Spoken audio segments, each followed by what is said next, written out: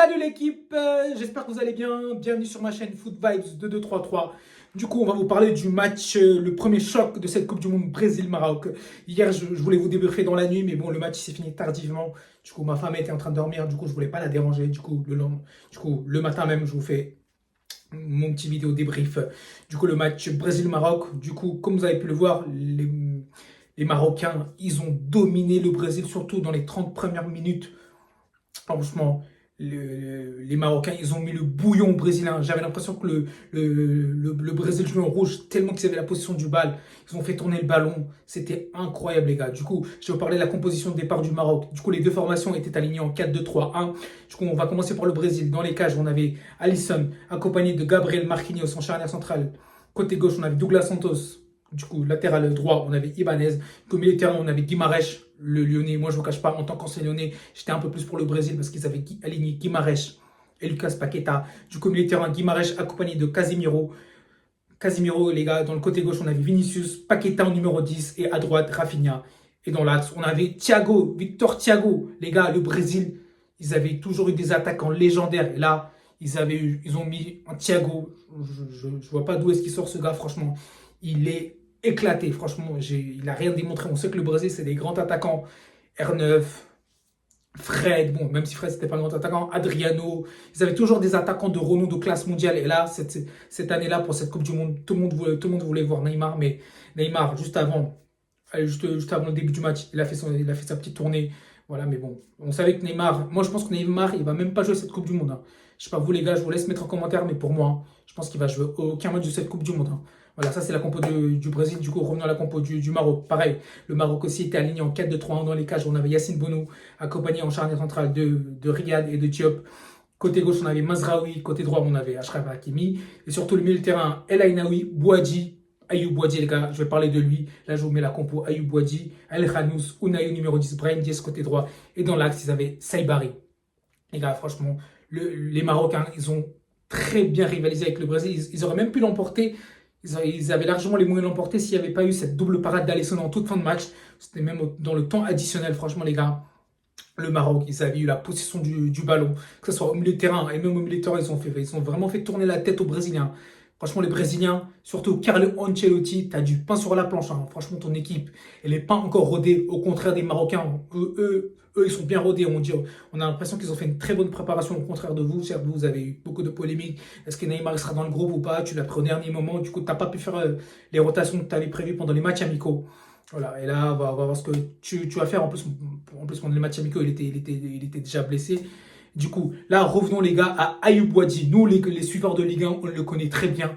Ayoub Bouadji, moi je le vois quasiment toutes les semaines avec Lille, c'est monstrueux. Ce mec, il a 18 ans, ça doit être son troisième match avec le Maroc et premier match en compétition officielle. Le gars, il avait même pas peur. On dirait, il a même pas 18 ans, les gars. On dirait il joue depuis le Maroc depuis 5 années ou voire 10 années. Il était là, serein, milieu de terrain. Ses placements, que ce soit les passes, les orientations, le jeu en pivot. Le gars a 18 ans, on n'a pas l'impression qu'il a 18 ans. C'est un gros joueur à très très fort potentiel. C'est dommage pour l'équipe de France. Il aurait pu jouer pour l'équipe de France, mais bon, il a choisi le côté cœur. Et voilà, le côté cœur, il dit Maroc, hein, mais bon, ça on n'en veut pas de nous de toute façon. L'équipe de France au milieu de terrain. Ils ont aussi il y a de la concurrence aussi au milieu de terrain. Même s'il venait avec l'équipe de France, ça aurait pu être un pari pour l'avenir.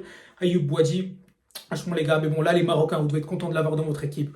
Franchement, les Marocains, vous pouvez être fiers de l'avoir comme joueur. Il n'avait aucune pression. Il avait la tête sur les épaules. Il arrive. Il nous a dégainé un pur. Ce mec-là, il pue le foot, hein. Ce mec-là, c'est incroyable à le dire. Il pue le foot. Il transpire le foot. C'est un régal à le voir jouer. Franchement, les Marocains, bravo à vous. Bravo pour ce phénomène. J'espère qu'il ne va pas se blesser. Il a que 18 ans. Là, du coup, je ne sais pas s'il va encore rester à Lille. Franchement, c'est le premier match, hein, là, de Bouadji en compétition internationale. Du coup, tout le monde aura les yeux braqués sur lui, ça dépend de ses performances. Je ne sais pas s'il a encore combien de saisons de contrat avec le LOSC. On ne sait pas. En plus, le coach de Lille, bientôt, ça sera le fils de Carlo Ancelotti qui était sur le banc avec son papa hier soir. Du coup, Davide Ancelotti, il a très bien pu le voir, ses performances. Franchement, les gars, un régal. Du coup, concernant l'ensemble du jeu, franchement, les Marocains, ils auraient pu l'emporter. Ils avaient largement la place. Les Brésiliens, même si en deuxième mi-temps, ça s'est un peu rééquilibré, mais première mi-temps, le Maroc, ils avaient le ballon. Ils avaient la position du ballon. Ils avaient même eu les occasions les plus dangereuses. Franchement, les gars, c'est incroyable. Franchement, pour moi, le Maroc aurait pu l'emporter. Mais bon, à la fin, c'est un match nul qui arrange peut-être les deux équipes. Ça reste à voir. C'est un bon point de prix, plus pour le Brésil, je pense. Les Marocains, ils auraient peut-être pu l'emporter. Et voilà, les gars, franchement, on a vu, l'un des meilleurs matchs de cette Coupe du Monde, surtout en phase de poule. C'était le choc de cette phase de Coupe du Monde. Donc là, les gars, du coup, on a pu voir un aperçu de ce qui va nous attendre. Voilà. Du coup, en général, depuis le début de la compétition, toutes les équipes, ils ont tenu tête. À part, oui, et le Qatar, ils ont pris leur premier point hier. Félicitations à eux. Ils sont venus à bout de la Suisse dans le temps additionnel sur un coup de casque du joueur qatari. Je ne me rappelle plus du nom. Mais franchement, bravo les Qataris. Les Qataris, vous avez pris votre premier point en Coupe du Monde en 2022. En plus, c'était organisé chez vous. Vous avez pris 0 points sur 3 matchs. Et là, vous venez de marquer votre premier point.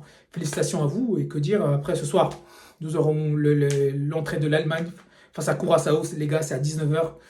Du coup, voilà, ce match-là, il ne faudra pas le rater. Nous avons également les Pays-Bas face au Japon à 22h. Les Nippons, je compte sur vous. Pour moi, les gars, moi personnellement, pour moi, l'équipe surprise, l'équipe qui me donne envie, ça sera le Japon, les Nippons. On compte sur vous, les gars. On va voir ce que vous allez faire ce soir. Du coup, dans l'ensemble, pour revenir sur ce match, franchement, c'était un match, comme je l'ai dit, le Maroc méritait la victoire pour moi. Dans l'ensemble, c'était un très beau match. Franchement, non. Même si ça s'est terminé vers 2h du matin, moi personnellement, je n'ai pas dormi. C'était un match qui a tenu toutes ses promesses. Bon, même si on aurait aimé voir plus de buts. Et voilà, du coup, voilà. C'était un match dans l'ensemble. Ah oui, j'ai oublié de revenir sur le Brésil. Rafinha, lui, un ballon d'or sur ce match, il n'a rien montré. Heureusement, il y avait Vinicius. À part son but, il n'a rien fait. Mais bon, au moins, il a eu l'honnêteté de marquer un but. C'est son classique. Il rentre sur son côté gauche, il rentre sur son pied droit, il enroule des buts comme ça. Au Real, il en a marqué des centaines. Et voilà. À part lui, sinon, Rafinha, je ne comprends pas pourquoi il y a eu un débat Ballon d'Or ou pas. Avec le Barça, il peut peut-être avoir le Ballon d'Or, mais avec le Brésil, pour moi, ça reste zéro. Ça reste zéro, les gars. Le Brésil et le Maroc, ils ont chacun effectué leurs 5 changements de côté. Ils ont fait rentrer Danilo, Fabinho, côté brésilien, Cunha, Luis Enrique, Danilo Santos, côté brésilien. Et côté marocain, ils ont fait rentrer Talbi, El Mourabel, le joueur de Strasbourg. Lui, c'est un phénomène, les gars. C'est une pépite. Salah Eddine, Aymanouni et Raimi. Franchement, ils ont fait rentrer chacun leur changement. Ils ont essayé de gratter le jeu. Et voilà, après, même le temps additionnel, à la fin de la première, en deuxième période, pardon, ils ont rajouté 10 minutes de temps additionnel. C'était quasiment les prolongations. On ne sait pas pourquoi. Certes, il y a eu les pauses de rafraîchissement, en plus les changements, les nombreux changements. Du coup, ils ont rajouté 10 minutes, franchement. Et c'est à ce moment-là qu'ils ont failli, le Maroc a failli marquer. Alisson, il a repoussé à 2 fois la parade. Et grâce à ça, ils ont les deux équipes se quittent sur un bon score. Score nul, un but partout. Après, je pense que sur ce groupe, tout reste à ouvert. Après, l'Écosse, elle est ici. Malheureusement, les Haïtiens, ils se sont battus comme des lions. Ils ont perdu 1-0. C'était vraiment, franchement, des vaillants, les Haïtiens. Un grand respect à vous, les Haïtiens. Après, les décisions arbitrales, c'était un peu récit, je sais pas. D'après ce que j'ai vu, les décisions arbitrales étaient un peu en défaveur de l'Haïti, d'après ce que j'ai vu. D'après ce que j'ai lu sur les articles. Après, bon, ça c'est un match, mais mine de rien, bravo, félicitations à vous les Haïtiens. Vous êtes des vaillants. Du coup, vous avez votre chance sur cette Coupe du Monde, hein, qui ne tente à rien, quoi. Après, on va compter sur vous jusqu'à votre dernière performance. Tant que mathématiquement tout est possible, on va compter sur les Haïtiens.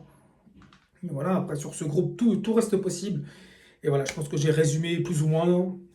Je vous laisse mettre en prono qui va finir premier, deuxième, troisième, et qui sera éliminé de ce groupe-là. Du coup, voilà, je pense que j'ai plus ou moins résumé sur ce match. C'est un match très beau à voir, même si ça s'est terminé tardivement, les gars.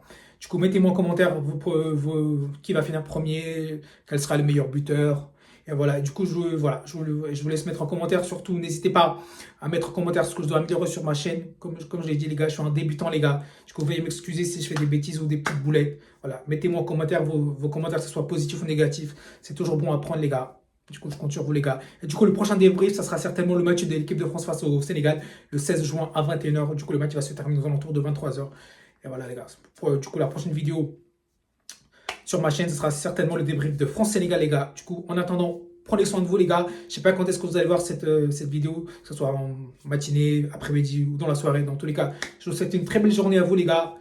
N'hésitez pas à vous abonner sur ma chaîne Foot Vibes 2233. J'attends vos forces, les gars. Et encore une fois, les gars, merci pour votre retour.